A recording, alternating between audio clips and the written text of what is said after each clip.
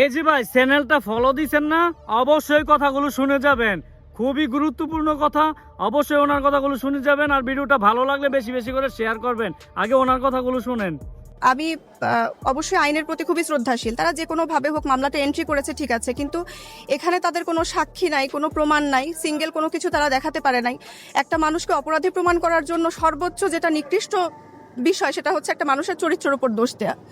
এবং তারা আজকেও দেখেছি, এর আগেও দেখেছি আমার নামে বিভিন্ন রকম নোংরা কথাবার্তা, এলিগেশন, যেটার কোনো ভিত্তি নাই, অনলাইন পোর্টাল নিউজ মিডিয়াতে ছাড়িয়ে, এটা কোনো প্রমাণের আগেই আমাকে একদম পুরা আমি শিক্ষক হিসেবে যে আমি আমার স্টুডেন্টদের সামনে দাঁড়াবো সেই অবস্থাটা আমার আর রাখে নাই। বা আমি যে এই প্রফেশনটা যে ক্যারি করবো, আমার দুটো সন্তান আছে, দুটো ছেলে আছে, তারাও সামাজিকভাবে, আমার পুরো ফ্যামিলিটা একদম পুরোপুরি সামাজিকভাবে ব্রোকেন ডাউন হয়ে গেছে। এখন আমি চাই বিজ্ঞ আদালত এটার উপযুক্ত প্রমাণ সাপেক্ষে বা তদন্ত সাপেক্ষে যেটা হোক, আমি সুষ্ঠু বিচার